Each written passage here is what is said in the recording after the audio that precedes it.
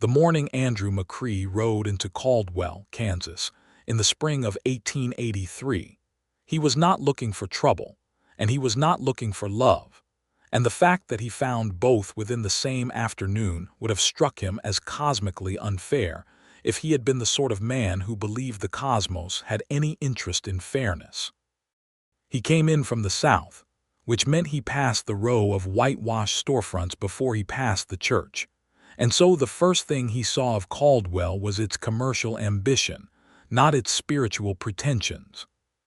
The town had grown considerably in the decades since the cattle drives had established it as a trading hub, and the main street was wide enough for two wagons to pass without either driver having to curse the other.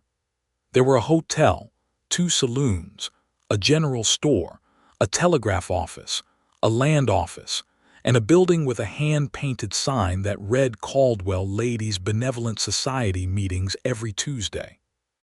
Andrew regarded that last sign with approximately the same wariness he might have aimed at a coiled rattlesnake. He was 32 years old. He had a face that weather had worked on the way a carpenter works on rough wood, taking out the softness and leaving something harder and more defined. His jaw was square and shadowed with 3 days of dark stubble. His eyes were the particular shade of gray that makes people uncomfortable when those eyes are fixed on them, because there is something in that color that suggests a man has looked at difficult things and not flinched. He wore a brown duster that had seen better decades, and a hat that sat low against the sun, and he moved in the saddle with the economy of motion that belonged to men who had spent more of their adult life on horseback than off it. His horse was a roan named Colonel, which was a name that Andrew had given the animal in a sardonic moment, and then come to regret every time someone asked him to explain it. He stopped at the hitching post in front of the general store, dismounted with a creak of leather and a creak of his own knees, and stood for a moment looking up the street with his hands loose at his sides. A man coming out of the saloon across the street looked at Andrew, looked at the pair of Colt revolvers holstered at Andrew's hips, and found somewhere else to be. Andrew noticed this and felt the familiar dull weight of it settle in his chest like a stone. He needed supplies. He needed to send a telegram.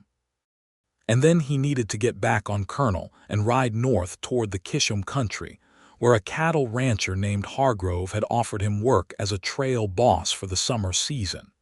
It was the kind of job that suited a man with his particular skills and his particular history. You did not need to be liked to be a good trail boss. You needed to be competent and you needed to be respected.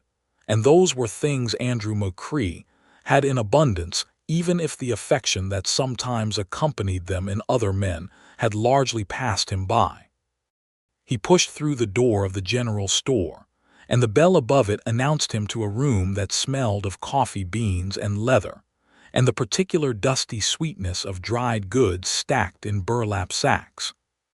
There was a boy of about 12 sweeping the floor, and a man behind the counter who was in the process of wrapping something in brown paper, and a woman standing at the far end of the counter who was studying a list in her hand with the focused attention of someone who has learned not to waste time on anything extraneous. Andrew moved to the counter, waited. The proprietor finished his wrapping, tied the string, and looked up. "Help you," the man said. "I need flour, salt pork, coffee, and ammunition for a .44 caliber," Andrew said. "Also grain for my horse if you have it." "Got all of that," the man said, already turning toward the shelves. "You passing through or staying on?" "Passing through," Andrew said. "Riding north by end of day." He became aware, the way you become aware of heat from a fire you have not yet looked at directly, that the woman at the end of the counter had glanced up from her list and was looking at him. He did not turn his head. He had long since learned that when people looked at him the way they often did, with that mixture of recognition and caution, it was better to give them time to arrive at whatever conclusion they were heading toward without the added complication of eye contact. But then she spoke, and her voice was not cautious at all. "Excuse me," she said, and her voice was clear and direct, the voice of a woman who was accustomed to having her words received seriously. "Are you Andrew McCree?" He turned then. She was looking at him with dark eyes that were steady and unafraid, which was not the look he was used to receiving from strangers. She was perhaps 28, though there was something about her bearing that suggested she had lived those years with unusual attention and difficulty. The way some people are made older by experience in ways that have nothing to do with vanity and everything to do with character. She had dark hair pinned up under a plain hat, a dress that was sensible rather than fashionable, and work-roughened hands that were holding the paper list with a grip that suggested she was used to holding things tightly in case they got away. She was not beautiful in the conventional, parlor portrait way.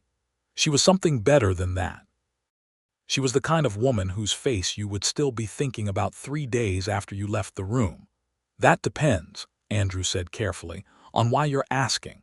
It depends on whether you're the Andrew McCree who used to work for the Pinkertons, she said, and whether you are the same Andrew McCree who was involved in the situation in Abilene 4 years ago. The proprietor, who had been reaching for a sack of flour, went slightly still. The boy stopped sweeping. Andrew held the woman's gaze. I was involved in a situation in Abilene 4 years ago, he said, but I'd want to know who was asking before I said anything else about it. My name is Nora Wilcox, she said. My husband was James Wilcox. He was the man who was shot in Abilene. He was not the man who deserved to be shot. The store had gone very quiet. Andrew felt the weight in his chest reconfigure itself into something more complicated.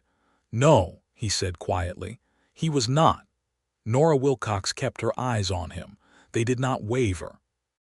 They were the eyes of a woman who had arrived at this conversation through a long period of grieving, and then a longer period of deciding what to do about her grief, and she had come out the other side of that process not hardened but clarified. I have been looking for you for 2 years, she said. Not to cause you trouble. I want to be clear about that. I needed to find the man who was there, the man who was a witness, because there are things that were said about what happened that night that I do not believe are true, and I think you may know what actually happened. Mrs. Wilcox, Andrew said carefully. Nora, she said, please. He looked at her for a long moment. Then he said, is there somewhere we could sit down? Something moved across her face then, a flicker of something he could not quite name, surprise perhaps, or relief, or the particular emotion that visits a person when something they have been working toward for a long time finally arrives. She said, there is a small eating establishment 2 doors down. They serve coffee. All right, Andrew said. He turned to the proprietor, whose expression was somewhere between alarmed and fascinated. I'll come back for those supplies in an hour. Of course, the man said very quickly, as if agreeing with Andrew McCree on any subject was a matter of personal safety. They walked out of the store and into the brightness of the Kansas afternoon, and 2 doors down to a narrow building with 4 tables and a woman behind a counter who brought them coffee without being asked, in the way that people in small western towns sometimes understood intuitively when a conversation required lubrication. Andrew sat with his back to the wall, which was habit. Nora sat across from him without appearing to notice or care that he had chosen his seat before she chose hers, which told him something about her. A woman who had grown up around difficult men knew about habits like that and did not take them personally. She put her list on the table and folded her hands over it and looked at him. Tell me what you know, she said. Tell me first, he said, what you've been told. She took a breath. I was told that James was caught robbing the express office. I was told he drew on the sheriff's deputy and was shot in the exchange. I was told it was justified, lawful, clean. She paused. I was told he had been running with outlaws for 2 years before it happened, and that I ought to be ashamed for not knowing it. And you don't believe that. James Wilcox could not have robbed anyone, she said, and her voice was steady, but there was something underneath it that was barely contained. Not anger exactly, but something older and more exhausted than anger. I knew that man for 8 years. He was not capable of violence. He was a school teacher. He taught arithmetic and geography to children who had never seen a map before. He was gentle to the point of people sometimes thought him simple because of it. He was not simple. He was just genuinely, constitutionally incapable of cruelty. She stopped. He is the only person I have ever known that was true of. Andrew wrapped his hands around his coffee cup. The ceramic was warm. He looked at the table and then he looked at her. I was not there when the shooting happened, he said. I want to be clear about that. I was working for the agency at the time, and we had been tracking a man named Caldwell for 6 months. Doyle was running a scheme involving forged land certificates in 3 counties. He was also robbing express offices, but that was a side enterprise. He paused. James Wilcox had nothing to do with Doyle's operation. He had made the mistake of befriending a man named Aldous who was peripherally connected to Doyle, and Doyle's people had used that connection to make James look complicit. When things went wrong that night, they needed someone to blame, and James was convenient. Nora was very still. Her hands, folded on the table, had tightened. "Did you know this at the time?" she said. "I suspected it," Andrew said. "I didn't know it confirmed until later. By the time I had evidence that could have helped your husband, he had already been dead for 3 months." She closed her eyes briefly. Then she opened them and they were dry because she had already done her crying about James Wilcox in private in the specific and terrible solitude of a widow's first winter. What she was doing now was something different from crying. She was building something. "Is there a record?" she said. "Is there anything in the agency's files that establishes what actually happened?" "There was," Andrew said. "Whether it still exists is another question.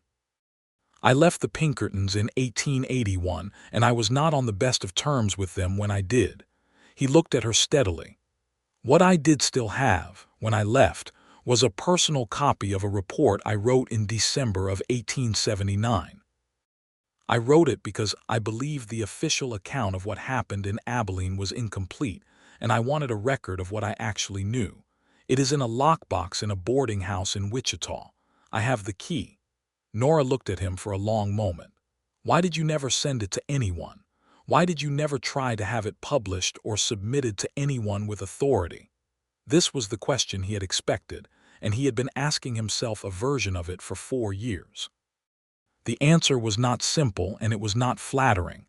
"Because Cutter Doyle was still operating when I left the agency," he said. "And because 2 of the men who were part of the cover-up of what happened in Abilene were men with significant political connections in this state. And because I had done things in my time with the Pinkertons that I was not proud of, and I was not confident that if I went to the press or to a judge with that report, the first thing they would do was listen to the part about James Wilcox." He met her eyes. "I was afraid, Mrs. Wilcox." "Nora." "I was afraid for myself, and that is not something I am proud to tell you, but it is the truth." She looked at him for what felt like a long time. Then she said something he had not expected. "I understand that," she said, "completely. I understand being afraid and being silent because the cost of speaking seemed too high." She unfolded her hands and wrapped them around her own cup. "I was married to James for 6 years before he was killed. Before that, I had a life it was not a simple life, and it was not always a good one." She paused. "I was not afraid of Doyle or of politicians. I was afraid of what would happen if anyone looked too closely at where I came from and used it to dismiss what I was saying about my husband. So I stayed quiet too. For 2 years I stayed quiet and collected money doing mending and laundry and working in a hotel kitchen, and I saved enough to travel, and I started looking for the one person whose account I thought might be credible enough to matter." Andrew said nothing. He was watching her with the gray eyes that usually made people nervous, but she did not seem nervous.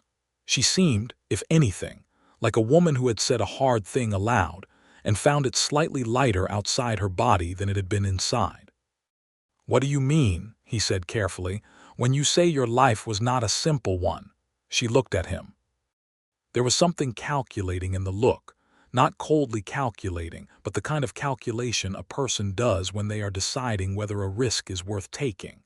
Then she said, "I grew up in a household that was not safe. I left it at 17 in a way that was not lawful. I survived the years after that in ways that I am not ashamed of, but that I know would be used against me if anyone chose to use them." She paused. "I have not broken the law since I was 20 years old, and everything I did before that I did to stay alive. But that is a past that does not make comfortable telling, and so I don't generally tell it." Andrew was quiet. He turned his coffee cup slowly on the table. Then he said, "My father was a violent man, not in the occasional and regrettable way that some men are violent, but in the systematic, almost dedicated way that some men pursue violence as a vocation. I left home at 16, and for 2 years I survived in ways I'm also not proud of. I fell in with men who were not good men. I was not a good man for a time." He paused. "The Pinkertons hired me because my skills at that time included things that well-raised men generally don't have access to. I told myself that working for them was a redemption of sorts, that I was using what I'd learned in bad company for a better purpose, and sometimes that was true. And sometimes what I was doing was just violence with a badge attached to it, and the badge didn't make it cleaner." He stopped. He had not said this much about himself to another person in, he could not remember precisely how long. Nora Wilcox was looking at him with an expression that he found difficult to categorize. It was not pity. It was not judgment. It was something quieter and more considered than either of those things. "He had a past that would have sent most women running," she said, and he realized with a slight jolt that she was not speaking to him but almost to herself, as if she was testing the sentence against the reality of the man sitting across from her. Then she seemed to come back to herself and she said she had one too, and asked if they could sit down. "I beg your pardon," Andrew said. She shook her head slightly. "Nothing. A thought I was having." She looked at him directly. "I'm asking something of you that is significant. I want you to go to Wichita with me and retrieve that report, and I want us to find someone who will listen to it and do something about the record of my husband's death. I understand if you say no. I understand if you say the risk is too great. You have a job waiting for you and I have nothing waiting for me except this." She said that last part without self-pity, simply as a statement of fact. "But I believe my husband deserves to have his name restored, and I believe you know that too, or you would not have kept that report for 4 years." Andrew said nothing for a moment. Outside, the main street of Caldwell went about its business in the warm spring afternoon, boots on boardwalk, the distant sound of a piano being tuned badly in one of the saloons, the creak and jingle of passing wagons. He thought about James Wilcox, whom he had never met but whose file he had read, whose face he had seen in a photograph attached to a Pinkerton briefing document. A gentle man, a schoolteacher, killed on a false pretense and buried under a false name, and his widow had spent 2 years doing laundry and mending and saving her wages to come find the one man who might be able to do something about it. He thought about the report in the lockbox in Wichita. He thought about the job with Hargrove waiting for him in the north.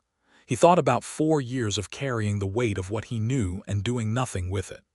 "The ride to Wichita is 2 days, he said. "Do you have a horse?" Nora blinked. Then something shifted in her face, not quite a smile but the precursor to one, the particular brightening that happens in a person's eyes before their mouth remembers how to make the shape. "I have a horse," she said. "She is not fast, but she is steady." "Steady is better than fast over 2 days," Andrew said. "I need an hour to get my supplies and send a telegram to Hargrove telling him I'm delayed. Can you be ready to leave by mid-afternoon?" "I can be ready in an hour," she said. He looked at her. He felt something he could not immediately name, something that was adjacent to the feeling he sometimes got looking at a long piece of country before he entered it, a sense of terrain that was unfamiliar but that might, once you were inside it, prove to be more interesting than dangerous. "All right," he said. "Mid-afternoon, then. Meet me at the north end of the main street."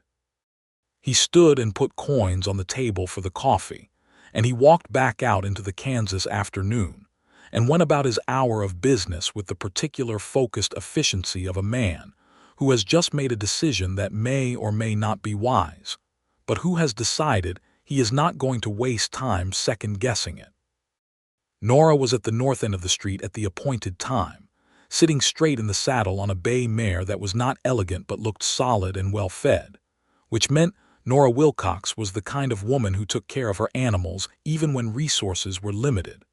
She had changed from the plain dress into a more practical riding skirt and jacket, and she had a canvas pack tied to her saddle and a rifle in the scabbard, which again told Andrew something useful about her. He brought Colonel up alongside the bay, and they set out north without ceremony, which suited them both. They rode mostly in silence for the first hour, the way two people ride when they are still learning the shape of each other's company, testing the comfort of quiet. The Kansas grassland spread around them in the long afternoon light, green and gold and enormous, the sky above it doing what the Kansas sky always did, which was to dominate everything with its sheer acreage. A hawk turned in a lazy circle to the west. The wind came steady from the south and brought with it the smell of grass and distant rain. Andrew was aware of her riding beside him in a way that was not intrusive but that was there, a steady peripheral presence that his body registered before his mind had formulated the observation. He was accustomed to riding alone. He had been riding alone for, conservatively, the better part of 3 years. The presence of another person in that wide landscape should have felt strange, an intrusion. It did not feel like an intrusion. He was not sure what to make of that. After an hour, Nora said, "Tell me about the report. What exactly does it say?" "It documents the agency's investigation of Cutter Doyle from September of 1879 to December of the same year," Andrew said. "It includes a section on the events of November 14th, which is when your husband was killed, and my account of the evidence I had seen indicating that the deputy's claim of catching James Wilcox in the act of robbery was inconsistent with the physical evidence at the scene, and with what I knew about James's actual connection to Doyle's operation." Which was what? His actual connection. Minimal and involuntary. His friend Aldous had borrowed money from James on 2 occasions. Aldous had told James the money was for a business venture in the livestock trade. Aldous was, in fact, using the money to cover debts he owed to Doyle's operation. James knew nothing of this. When Doyle's people were planning the express office job and needed a local scapegoat in case anything went wrong, they had Aldous identify James as someone who had knowingly funded criminal activity. It gave them a story to tell. Nora absorbed this in silence. Then, "Where is Aldous now?" "Dead," Andrew said. "He died in the winter of 1880, fever." "And Doyle?" Andrew paused. "Last I heard, Cutter Doyle was in Dodge City running a legitimate-looking land speculation enterprise." Which probably means he is running an illegitimate-looking land speculation enterprise with a thin coat of legitimacy painted over it. "And the deputy," Nora said. "The man who actually shot James." "Man named Walt Creed," Andrew said. "He left law enforcement in 1880. He is, from what I know, working as a private security man for a mining company in Colorado." Nora was quiet for a moment. "I do not want anyone else hurt," she said. "I want to be clear about that. I'm not looking for revenge. I'm not going to go to Colorado and do something foolish. What I want is for there to be an official record somewhere that says James Wilcox was not what they said he was. I want his name cleared. I want the false record corrected." She paused. "He had a sister in Missouri who believes the official story. I want her to know the truth. That is what I want." Andrew looked at her profile against the afternoon sky, the steadiness of her voice, the precision of her stated purpose. "That is a reasonable thing to want," he said. "Most people think it isn't," she said. "Most people think I should have accepted it and moved on. That fighting a government account of events is tilting at windmills. Most people have not kept a report in a lockbox for 4 years," Andrew said.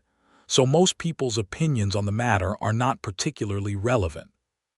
She glanced at him then, quick and sidelong, and this time the precursor to a smile became an actual smile, brief and genuine, and it changed her face in the way that genuine smiles do. not in the way of a portrait, but in the way of a real person surprised by something pleasant. They made camp that first night near a creek where cottonwoods grew in a line against the last of the western light. Andrew built the fire with the efficient minimalism of a man who has camped outdoors for most of his adult life, and Nora produced a small pot and dried provisions from her pack, and made a creditable trail supper without fuss or drama. They sat on opposite sides of the fire and ate, and the stars came out above them in the vast Kansas darkness, extravagant and indifferent and magnificent. "How long were you with the Pinkertons?" Nora asked. 7 years, Andrew said, from 1873 to 1880. "And before that, after you left home," he looked at the fire. 2 years of being what I am inclined to call an unaffiliated opportunist. Which is a way of saying I moved with men who were not particular about the legality of how they ate." "You were an outlaw," she said, not accusatorially, simply as a clarification of taxonomy. "I was adjacent to outlaws," he said. "The distinction felt more significant at 19 than it does from where I'm sitting now." He paused. "I never shot anyone in those years who didn't shoot first. I'm not sure that matters given some of the other things, but it is true." Nora looked at the fire. "The things I did to survive before I was 20, I was not violent either. But the men I associated with were, and I knew what they were, and I did not leave until I found a way to leave that was safe enough to actually accomplish." She paused. "I used to feel that made me complicit. I have revised that assessment over time." "How did you revise it?" he asked. "A minister's wife in Topeka told me that surviving is not the same as choosing," Nora said. "I argued with her for about 6 months, and then I stopped arguing because I realized she was right." She looked up at him. "She was a remarkable woman. I worked in her kitchen for a year. She taught me more useful things than anyone else I have ever met." "What kind of things?" "How to read contracts," Nora said. "How to understand property law. How to argue a position logically even when you are angry. How to sew a wound that needs sewing. How to use a rifle without flinching." She paused. She had also had a complicated life before she was a minister's wife. She understood what it meant to have a past and to build something honest after it. Andrew was looking at her with the gray eyes that meant he was paying close attention. "She sounds like someone worth knowing," he said. "She died last fall," Nora said quietly. "She was 63. I miss her every single day." The fire crackled between them. An owl called somewhere in the cottonwoods. Colonel and the bay mare moved softly in the dark at the end of their picket lines. "I am sorry," Andrew said, and he meant it simply and without qualification. "Thank you," Nora said, and she received it the same way. They were quiet for a while after that, but it was the kind of quiet that is not empty, the kind that two people arrive at when they have said things to each other that have weight and are now sitting with the weight of what they've said, testing whether it is bearable between them or not. Andrew found to his surprise that it was bearable. More than bearable. It was something he had not had in a long time, this sitting with another person in the dark, and he found himself reluctant to let it end. But they were both tired, and they had a day's riding ahead of them, and so eventually, by mutual and unspoken agreement, they rolled into their bedrolls on opposite sides of the fire, and Andrew lay looking at the stars and listening to the quiet of the prairie, and thought about things he had not thought about in a long time. He thought about what it would mean to be known. Not your skills or your reputation or your uses, but actually known, the full account of you, the parts you were proud of and the parts you were not, held by another person without that person recoiling. She had looked him in the eye across a table in a general store and asked him to sit down with her, and he had sat. They rode into Wichita on the afternoon of the second day, arriving in the warm light of early May with the dust of the trail on them, and the ease of two people who have spent enough time in each other's company to have stopped being formal without quite understanding when that happened. They had talked, in those 2 days, about a range of things that neither of them typically discussed with anyone. They had talked about the land. Both of them loved the Kansas grassland with the particular devotion of people who have moved through it often enough to know its moods.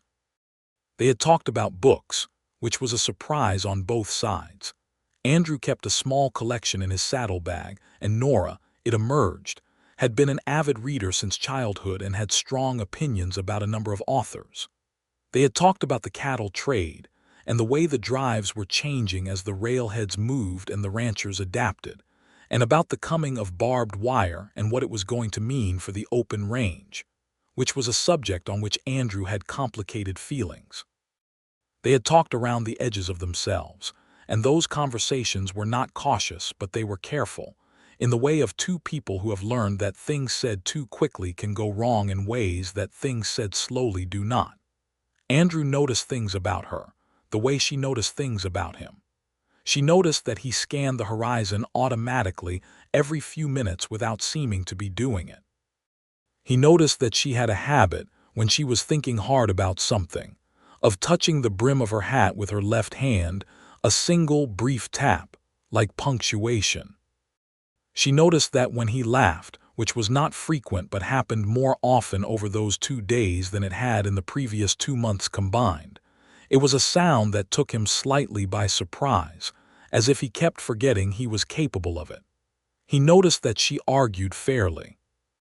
When he said something she disagreed with, she did not perform disagreement but genuinely engaged with the substance of his position, and if he made a good point she acknowledged it, which was rare enough in his experience to be remarkable.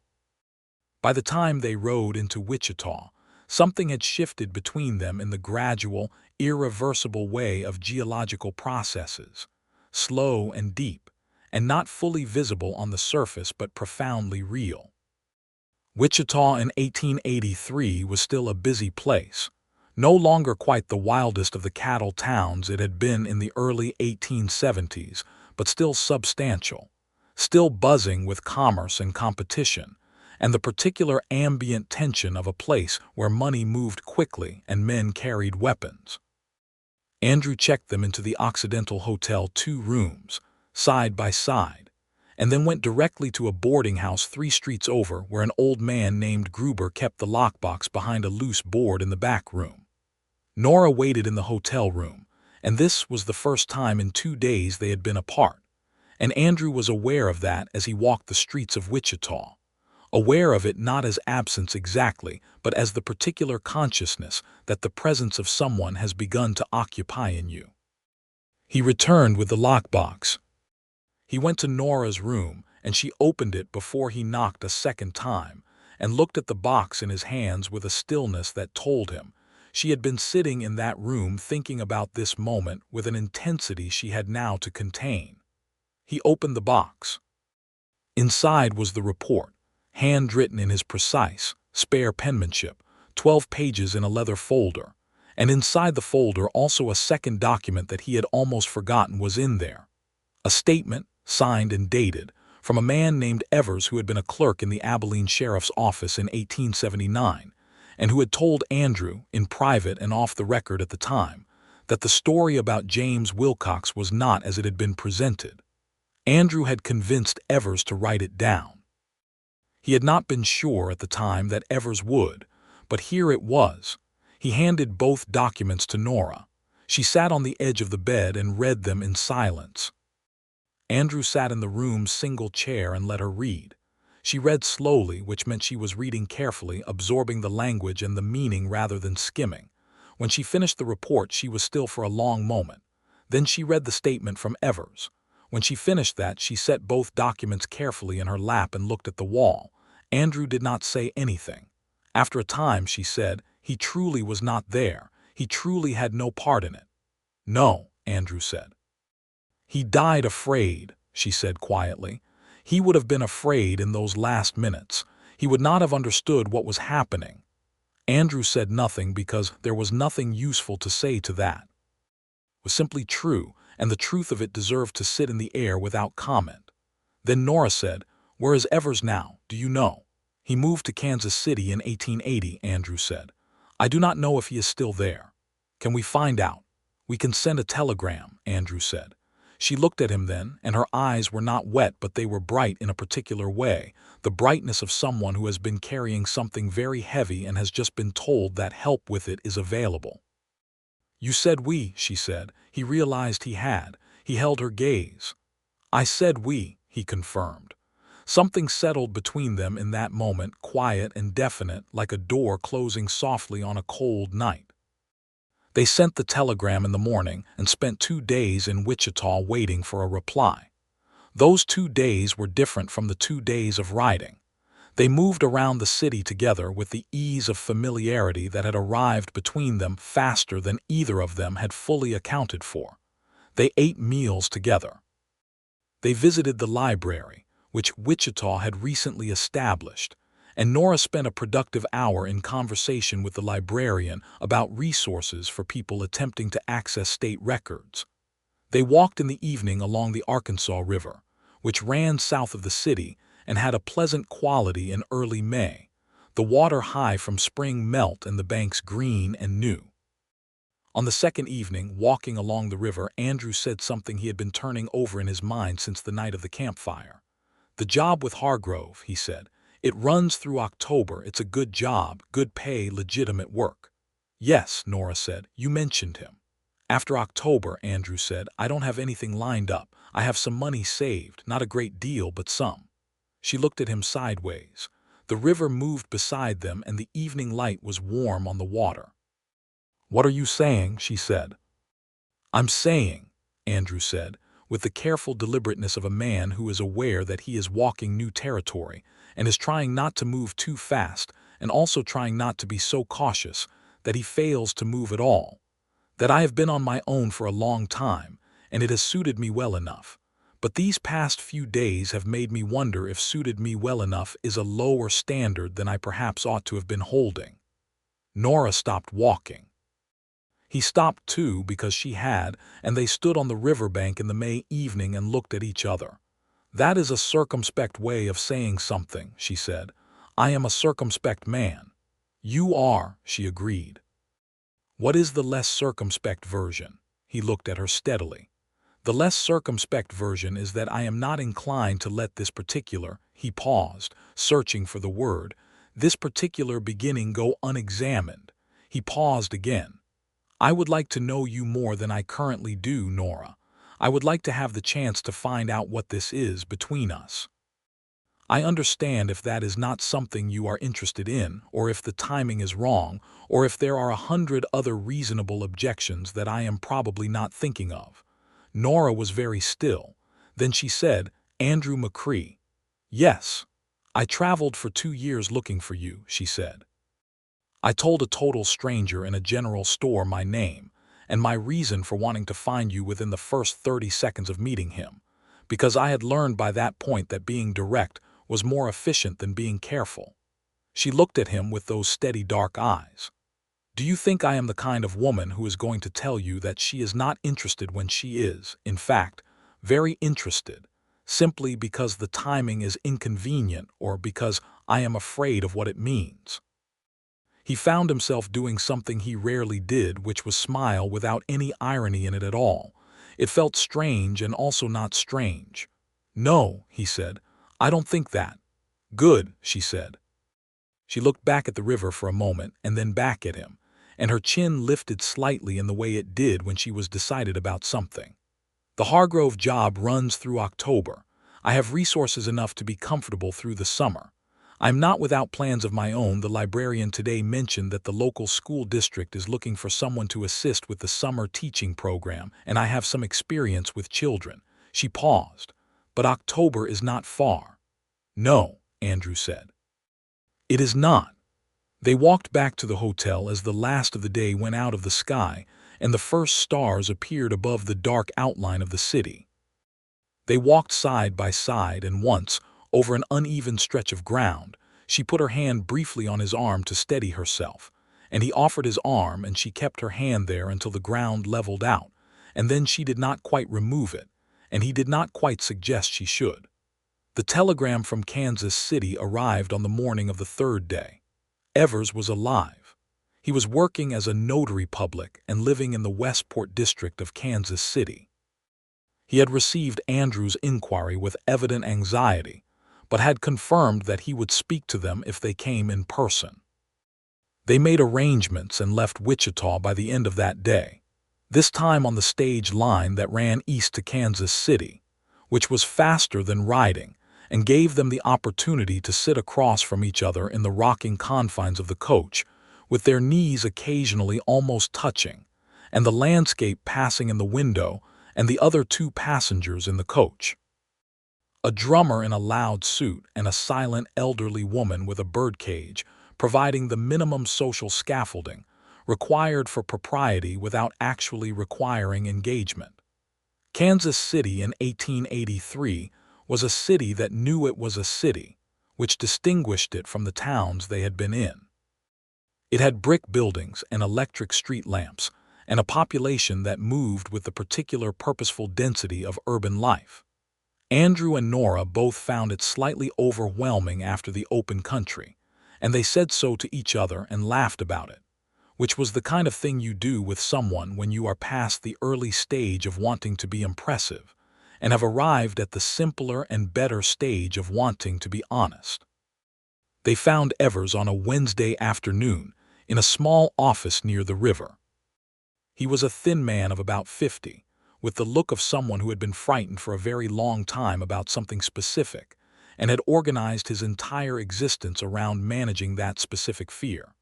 When Andrew and Nora walked through his door, he looked at them both and then looked at the statement Andrew had brought, the one Evers had signed in 1879, and something in his face resolved into a kind of exhausted relief. "I have been afraid someone would come," Evers said. "And I have also been afraid no one would." "You don't need to be afraid of anything," Nora said.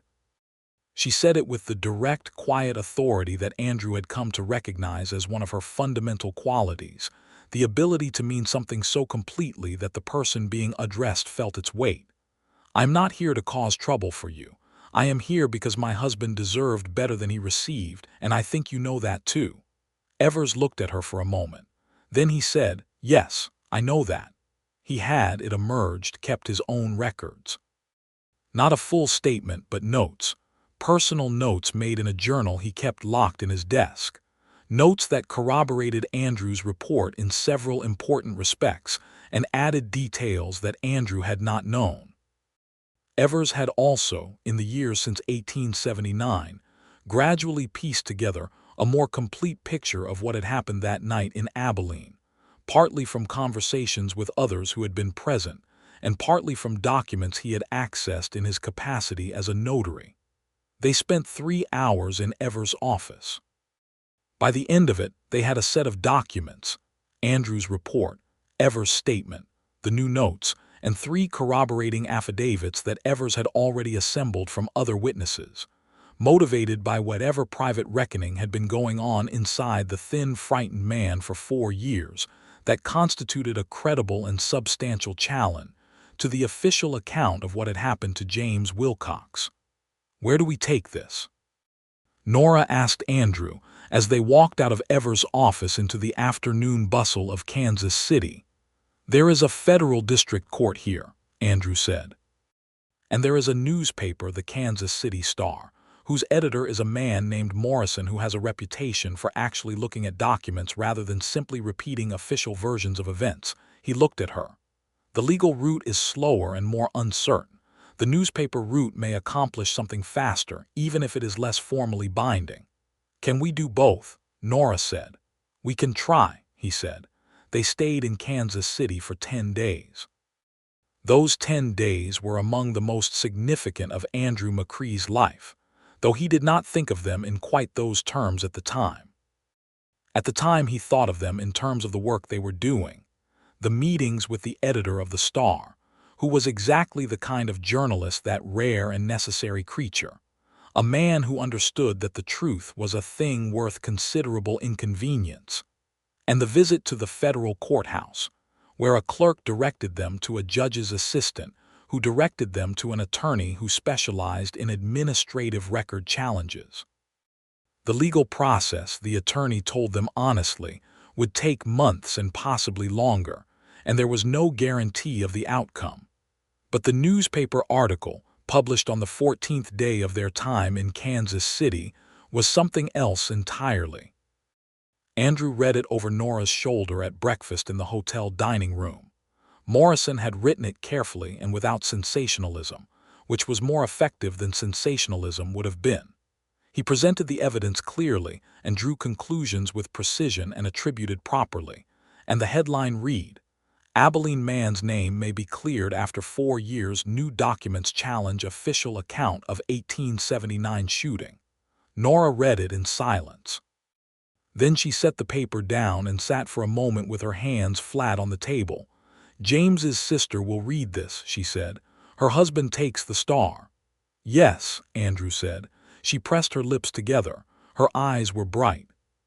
She did not look away or try to contain whatever was happening in her face, which was something that moved through it in waves, grief and grief again, and something that might have been closure, that much invoked but rarely achieved state of actual resolution. Andrew reached across the table and put his hand over hers. It was the first time he had done that, touched her with intention rather than accident, and she looked down at his hand and then up at him, and she turned her hand over and held his, simply and without complication. "Thank you," she said, "for keeping that report, for all those years of keeping it." "Thank you for coming to find me," he said. "I needed someone to." They looked at each other across the hotel breakfast table with the newspaper between them and the morning light coming through the windows and the sounds of Kansas City in May going about its business outside. And what passed between them in that look was the kind of thing that does not require articulation, because articulation would only reduce it. Andrew left for the Hargrove Ranch 3 days later. The goodbye was not dramatic. It was the practical, warm goodbye of two people who know they will see each other again, and who have agreed, implicitly, on the shape of what comes next.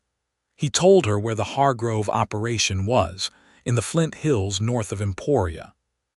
She told him the school district job was confirmed and that she would be in Wichita through the summer. He told her he would write. She told him she would write back.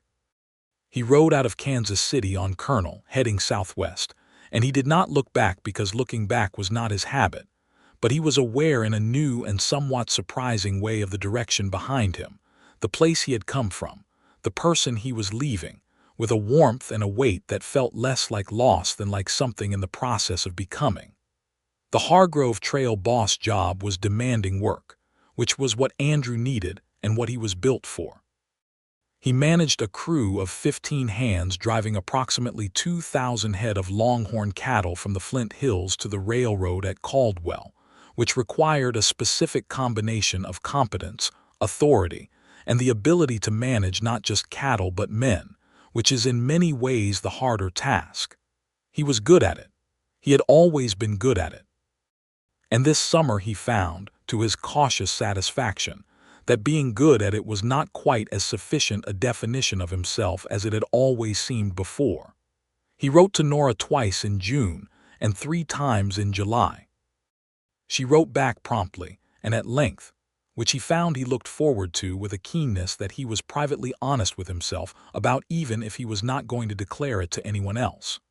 Her letters were excellent letters, direct, intelligent, funny in the dry, observational way that was her particular brand of humor, full of the specific detail of her daily life that made them feel like actual conversation rather than performance. She wrote about the children she was teaching, several of whom had become vivid characters in her accounts. She wrote about Wichita, which she was getting to know, and about a boarding house she had found that was run by a woman named Mrs. Alderton, who kept chickens in the yard and had opinions about everything and was, Nora wrote, deeply entertaining even when wrong. She wrote, in late July, a letter that was different in tone from the others. It was more careful, more considered. She wrote that she had heard from James's sister, a woman named Ruth, who lived in Springfield, Missouri.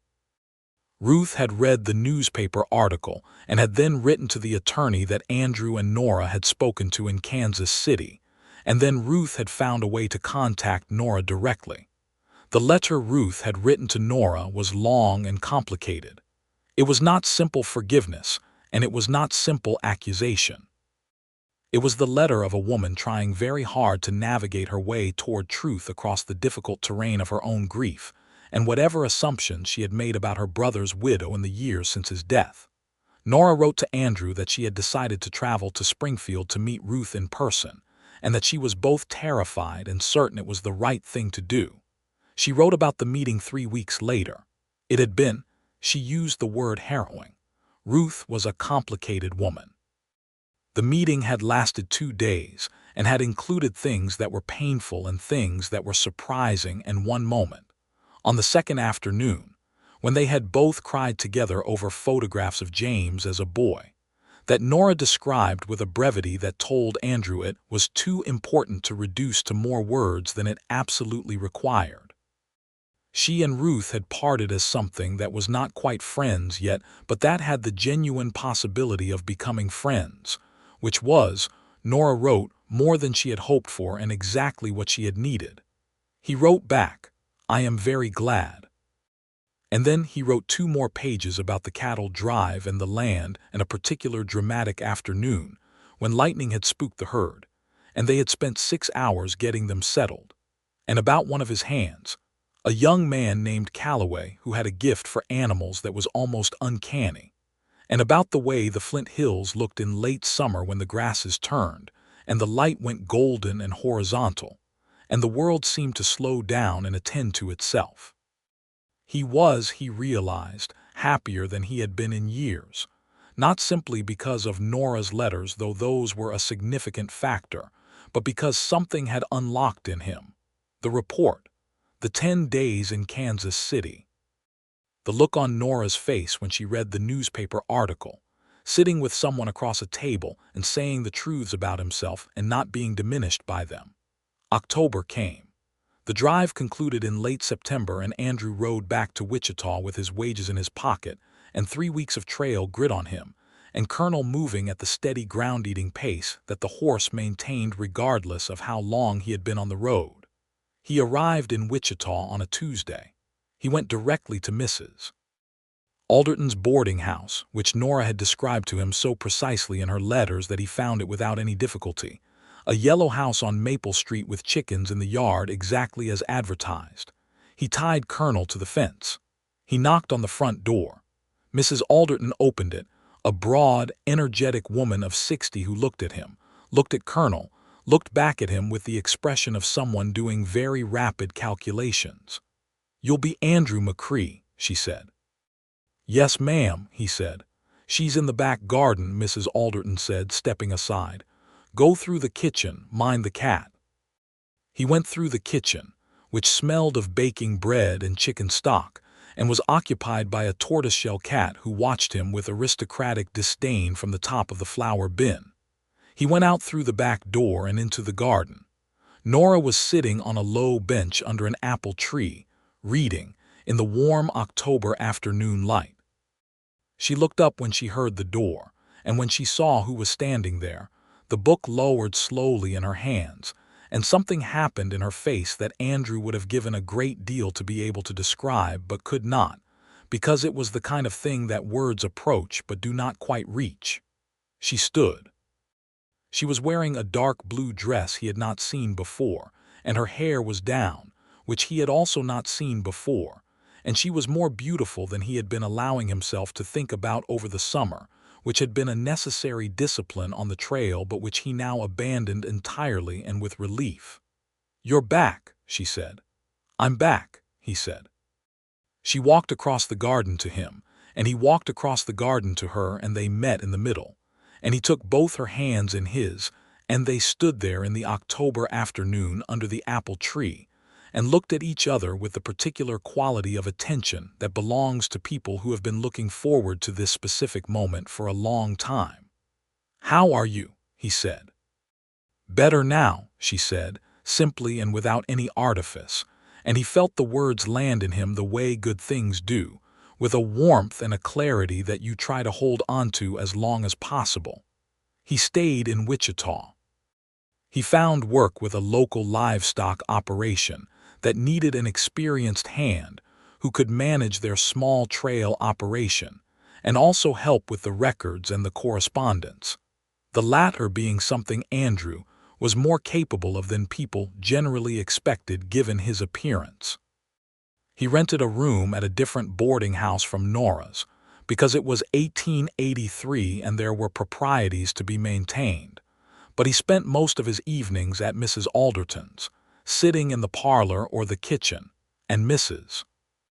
Alderton, who had opinions about everything as Nora had promised, had an apparently inexhaustible supply of opinions about Andrew specifically, most of which she delivered to Nora rather than to him, within his hearing, so that he had to maintain a straight face while Mrs. Alderton declared that he had honest eyes and good hands, and that the jaw was a reasonable jaw, and she had seen worse.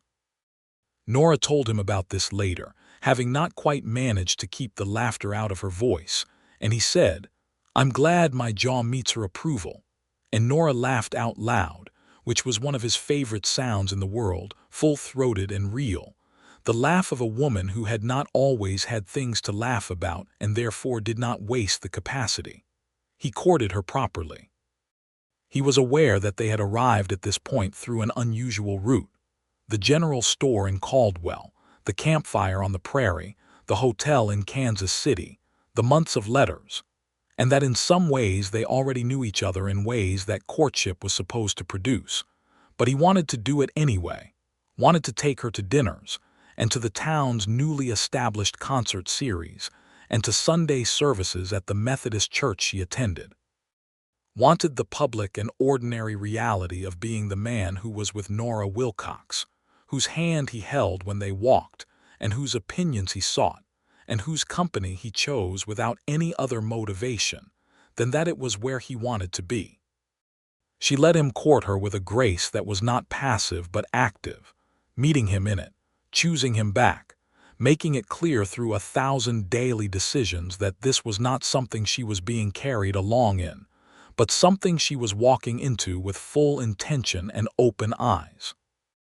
In December, 2 months after his return, they were walking through Wichita in the first light snow of the season, which had come down soft and pale in the late afternoon, and was turning the familiar streets into something unfamiliar and quiet. Nora had her arm in his, and they were moving at the slow pace of people who are not going anywhere specific and are entirely content with that. Andrew stopped walking. Nora looked up at him. He had been thinking about this for 6 weeks. He had been thinking about it in terms of practical questions first. Did he have enough to offer her, a man with his history and his uncertain income and his face that made people nervous in general stores? And then in terms of simpler ones, the ones that were just about what he wanted and what he believed she wanted, and whether those two things were in alignment. He had concluded, with the thoroughness of a man who had made his living at one point assessing evidence, that they were. "Nora," he said. "Andrew," she said. "I am going to say something," he said, "and I want you to know that I have thought about it carefully, and I am not saying it because of the snow or the season or any other external influence. I am saying it because I have wanted to say it for 2 months, and I have been making sure that the wanting was steady rather than temporary, and I am now satisfied that it is steady." She was looking at him with the dark eyes that were entirely serious and entirely warm, both at once. "Will you marry me?" he said. "I know I am not a simple man to be with, and I know that what I can offer is not conventional, and I know you are not a woman who needs conventional. But I believe that what I can offer you is real, and I believe we are better together than we are separately, and I know that I love you, and I would very much like to spend the rest of my time on this earth in your specific company." The snow fell between them in the quiet of the Wichita street. Nora looked at him for one long moment, and then she said, "Yes." Just that. Just yes. The way she said things when she meant them completely. He took her face in his hands and kissed her in the snow on the Wichita street, and she kissed him back, and it was not a tentative kiss but a decided one, the kiss of two people who have arrived somewhere they intend to stay.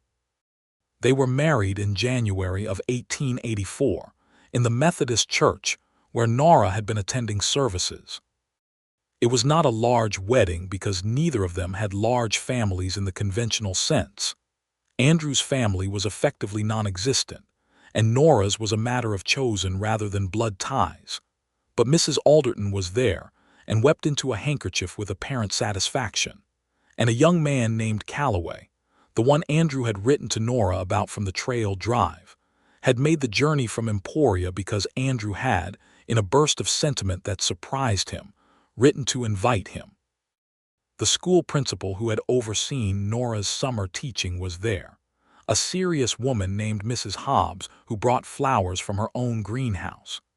Evers had sent a letter that was unexpectedly warm and a set of good china that Nora said she intended to use every day rather than saving for occasions. Ruth, James's sister, could not come in person. She was in Springfield, and the winter journey was prohibitive.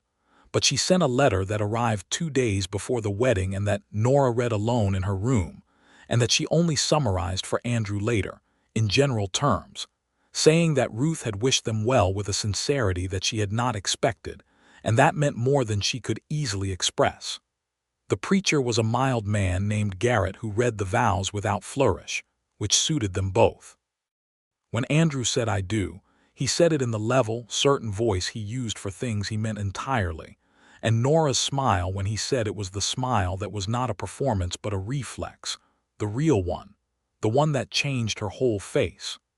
She said "I do" with the same certainty, and he felt it as a physical thing, the decision and the commitment of it, and thought that some things are exactly as significant as they are supposed to be.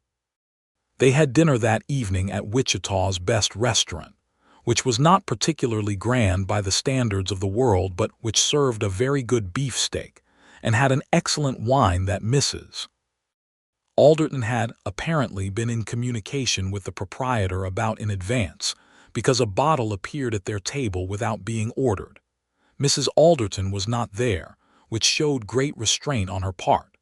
There was a note with the wine that said, "To good people who deserve good things." Andrew read it and put it in his jacket pocket and left it there for weeks afterward, until it became soft from handling. The legal matter of James Wilcox's record continued through the winter and into the spring of 1884.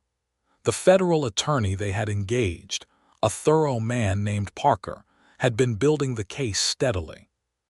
In March, he sent them a letter informing them that the county records of Dickinson County, which included Abilene, had been formally amended to reflect that the evidence supporting the charge against James Wilcox was insufficient, and that the official characterization of the shooting was under review. It was not quite the full exoneration Nora had hoped for. The wheels of institutional acknowledgment turned slowly and grind small, but it was a formal and public correction, and Morrison at the Star ran a follow-up article that was more satisfying in its clarity than the initial one had been. Nora received the letter from Parker on a Tuesday morning and brought it to Andrew at the livestock office where he was reviewing breeding records. She put it on the desk in front of him and stood while he read it. When he looked up, she said, "It's not everything." "No," he said. "But it's real," she said. "It's real," he confirmed. She sat down in the chair across from his desk. She was 3 months pregnant, though at that point they had not yet told anyone except Mrs. Alderton, who had figured it out on her own within a week and had taken it as a personal triumph of observation. Nora had a particular quality these days, an added solidity, as if she had become even more fully rooted in the world than she already was, which Andrew had not thought possible, and which he found himself looking at sometimes when she wasn't paying attention with something that he recognized, with mild astonishment, as pure happiness. "I am going to write to Ruth today," Nora said, "and I am going to write to James's students, the ones I could track down, the ones he taught in the 2 years before he died." She had found them, in the course of all her research, 3 former students of James Wilcox who were now grown, who had been between 12 and 15 when he taught them, who remembered him with a clarity and affection that told Andrew everything he needed to know about the kind of teacher James Wilcox had been. "I am going to send them copies of both articles and a copy of Parker's letter. I want them to know." "That is exactly the right thing to do," Andrew said. She looked at him across the desk with those dark eyes that he now knew by heart, in light and in dark, in joy and in seriousness, in the early morning and the late evening, in the full articulate conversation of the days and the quiet of the nights. He knew the way her face looked when she was reading something that engaged her, and the way it looked when she was angry about something that deserved anger, and the way it looked when she was amused at something she was not quite sure was appropriate to be amused by. He knew her, he thought. He was still learning her, and he would be learning her for the rest of his life, and that was not a burden but the most interesting occupation he could imagine. "Andrew," she said. "Yes. I am glad I walked into that general store in Caldwell." "So am I," he said. "I am profoundly, completely glad." Their son was born in the late summer of 1884 in August, when the Kansas heat was at its most uncompromising. They were living by then in a house they had rented on the west side of Wichita, a proper house with 3 rooms and a back porch, and a kitchen garden that Nora had planted with aggressive enthusiasm in the spring. Mrs. Alderton lived 4 streets away and had appointed herself godmother by acclamation before anyone had thought to ask her. The labor was long but not complicated, attended by a midwife named Mrs. Carr, who had the calm, unhurried competence of someone who has seen a great many births and knows the ones to worry about from the ones that simply require patience.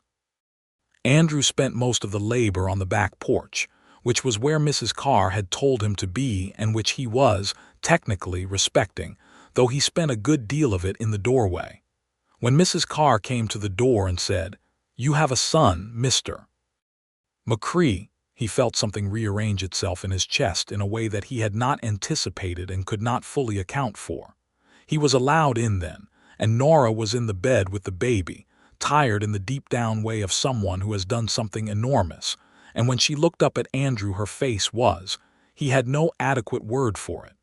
It was the fullest he had ever seen a human face look. The fullest he thought a face could look.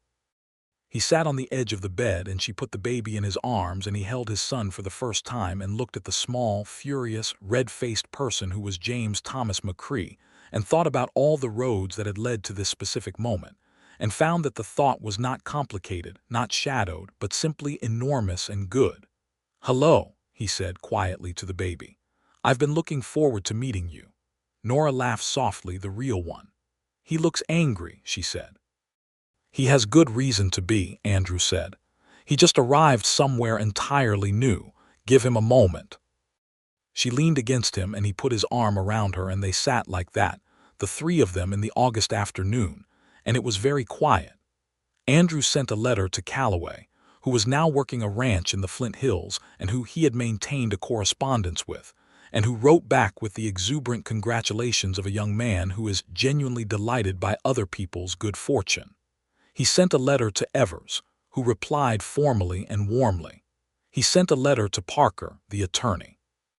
Nora wrote to Ruth, who replied within 2 weeks with a letter that she showed Andrew, and that was simply kind. Ruth wrote that she hoped to visit in the autumn, when the travel was easier, and that she would very much like to meet James Thomas McCree. Nora wrote back and said that James Thomas McCree would be very glad to meet her. The autumn visit happened. Ruth came in October, staying for 5 days, which was long enough to be real and short enough not to exhaust the complex hospitality of 2 people who were still, gently, becoming comfortable with each other.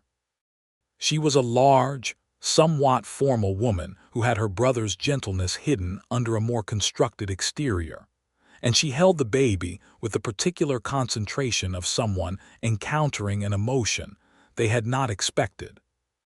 On the last evening of her visit, she said to Nora, quietly in the kitchen while Andrew was reading on the porch, "I was wrong about you. I was wrong about what I believed, and I am sorry for the years you carried that."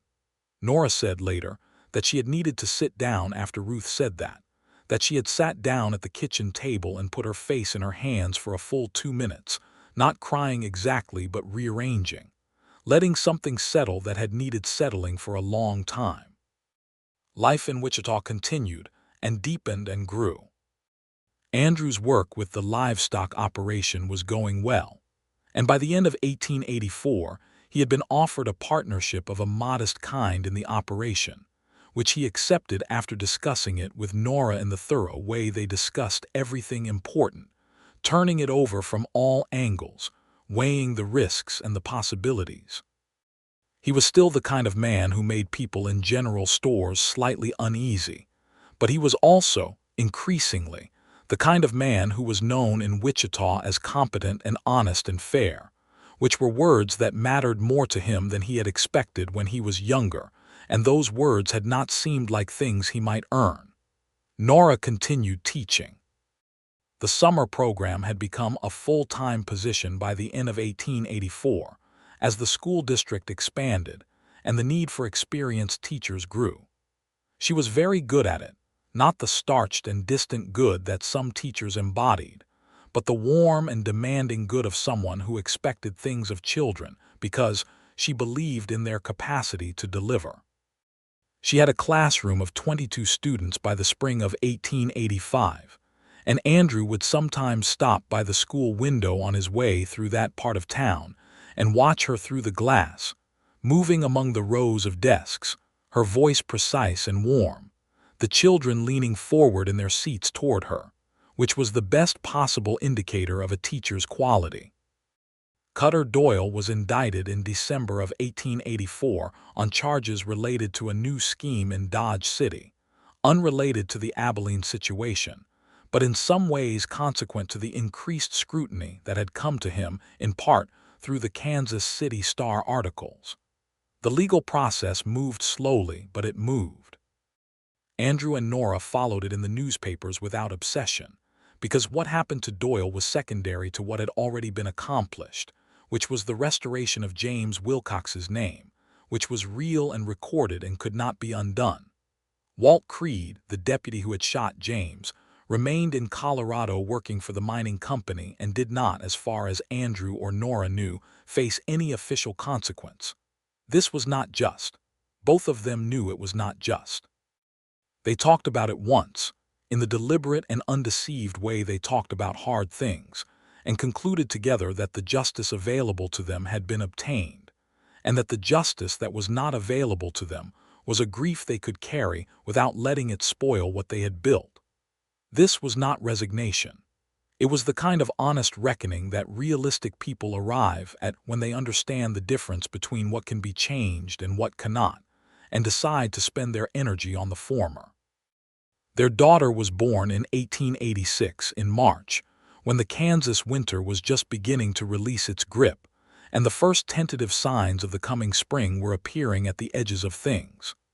They named her Clara, which was a name Nora had always loved, and Clara from the first was a child of decided opinions, which delighted Andrew in a way that surprised him given his preference for quiet.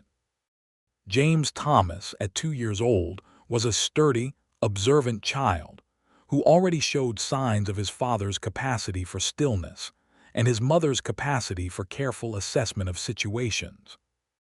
He had Andrew's gray eyes and Nora's dark hair, and the combination was startling in the way that children sometimes produce unexpected mathematics from the elements they're given. Clara had Nora's eyes and Andrew's jaw, and was, from approximately 3 days old, perfectly aware that she had arrived in a household that was already organized and intended to make her place in it on her own terms regardless. Andrew stood in the kitchen one evening in the spring of 1886, holding Clara, who was 2 months old and had just achieved the complicated domestic victory of falling asleep in his arms after 45 minutes of vocal opposition to the whole concept. James Thomas was asleep in his room. Nora was at the table writing her weekly letter to Ruth, with whom the friendship had become real and consistent and important over the 2 years since her autumn visit. The kitchen was lit by the lamp on the table, and the last of the spring evening through the window. The house smelled of the supper they'd had, and the coffee Nora had made afterward, and the particular warm smell of a sleeping baby. Colonel was in the small stable at the back of the property. He was aging, Andrew's roan horse, but he was still sound, and Andrew had no intention of retiring him until the horse clearly wanted retirement. Andrew stood very still, the way you stand when you are holding a sleeping child and any motion risks the achievement, and he looked at Nora writing at the table, and thought that this was a room that contained, at this moment, the most specific and complete happiness he had ever experienced or expected to experience. Not the happiness of the dramatic moment, but the happiness of the daily one, the particular richness of the ordinary, which is a richness that only becomes visible to people who have lived long enough without it to understand what its absence costs.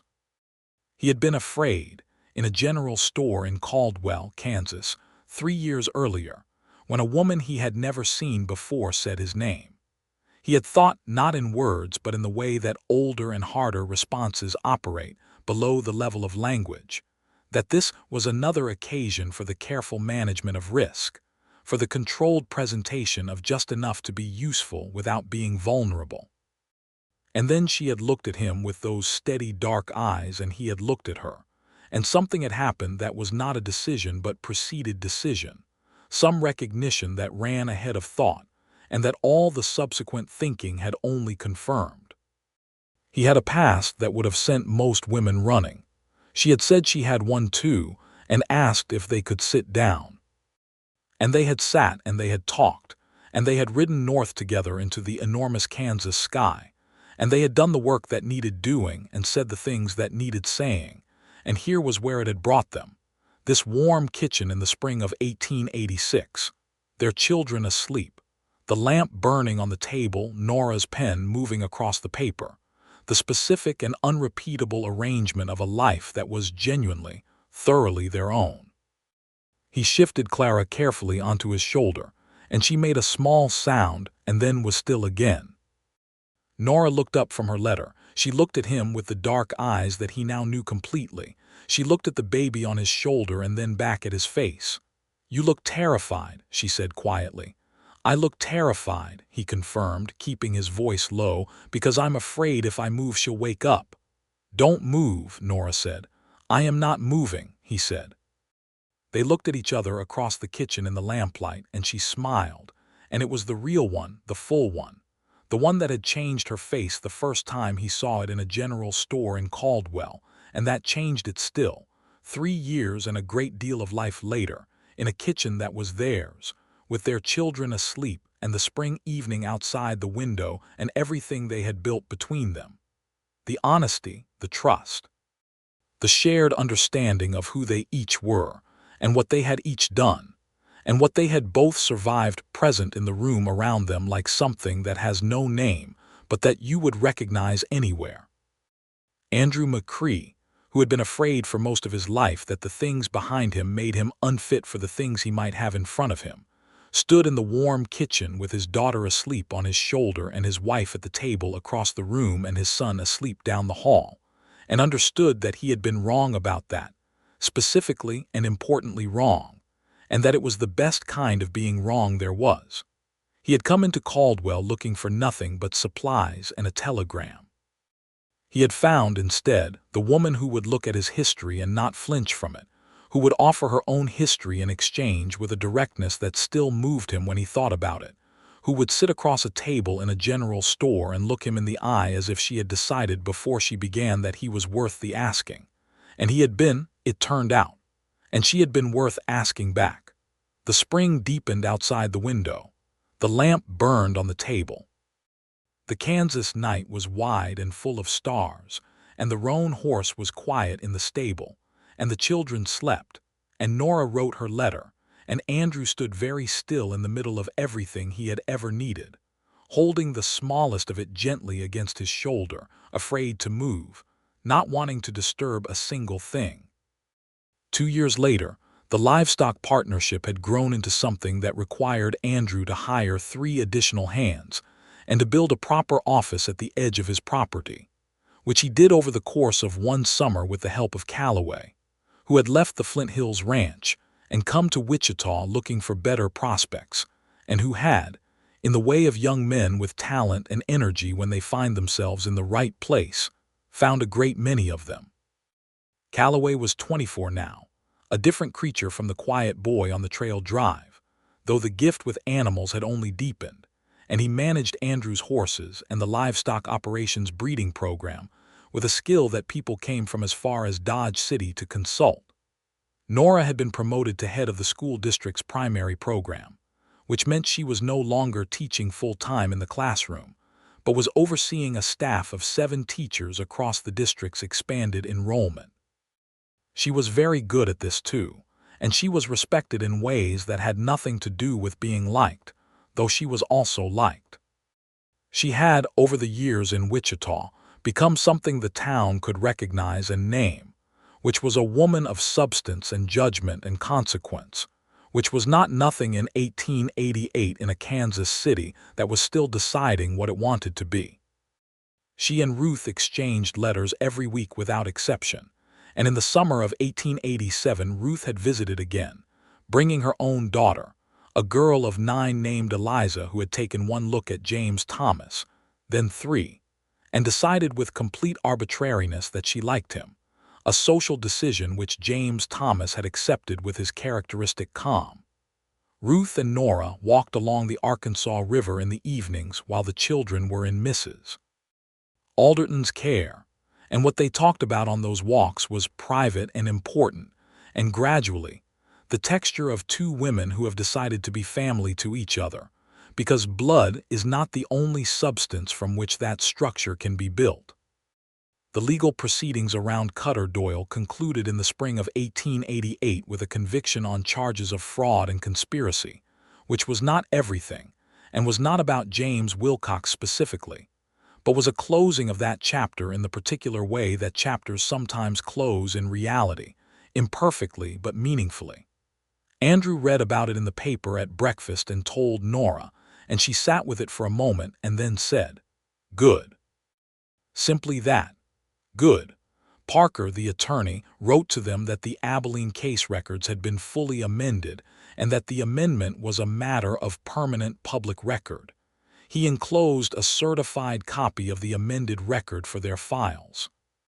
Nora put it in the lockbox that now sat in their bedroom, alongside the original report Andrew had kept for 4 years, alongside the statement from Evers, alongside the newspaper articles, alongside letters from Ruth and from James's former students, the whole paper architecture of the thing they had done.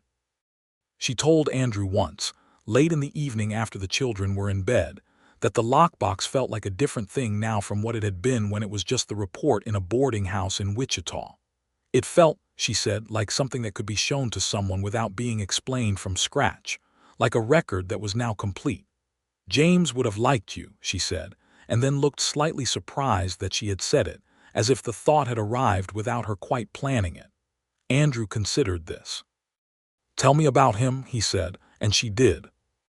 For the first time, she talked about James Wilcox not as a case to be argued or a wrong to be righted, but as a person she had known, a specific and particular man with habits and opinions, and the things that had made her laugh and the things that had frustrated her, and the way he had of listening to people that made them feel as if they had said something worth hearing. She talked about him for an hour, and Andrew listened, and it was not a painful thing between them but a full thing, a generous thing, the kind of thing that is possible between 2 people who are secure enough in what they have that they can hold the past without being threatened by it. He would have been glad, Nora said finally, that his name was right. Yes, Andrew said, I think he would have.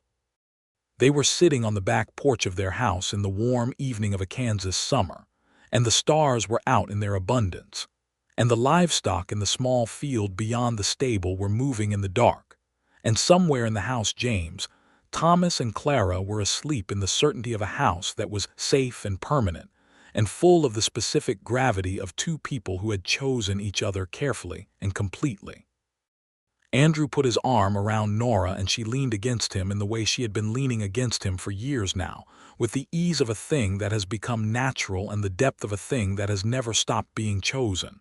"What are you thinking about?" she said. "A general store in Caldwell," he said. She was quiet for a moment. Then she said, "That bell above the door." "Exactly," he said. She laughed, soft and real, and the Kansas night was enormous around them, and the stars went on forever. And Andrew McCree, who had ridden into Caldwell with nothing, looking for nothing, and had come out of it with everything, held his wife in the warm dark and felt the particular peace of a man who has arrived somewhere he will not be leaving, not because he cannot leave, but because he has no desire to, because this is the place, this is the person, this is the life, and all the roads behind him. The hard ones and the wrong ones and the ones he is not proud of have led here, to this porch, to this woman, to this particular and irreplaceable version of everything good. The roan horse moved in the stable. The stars held their positions. The house was quiet with sleeping children and the accumulated warmth of years of living. And Nora Wilcox, Nora McCree, who had a past and had said so plainly, and had asked if they could sit down, and had meant it with the full weight of who she was, turned her face up toward the sky and breathed in the summer night, and was home.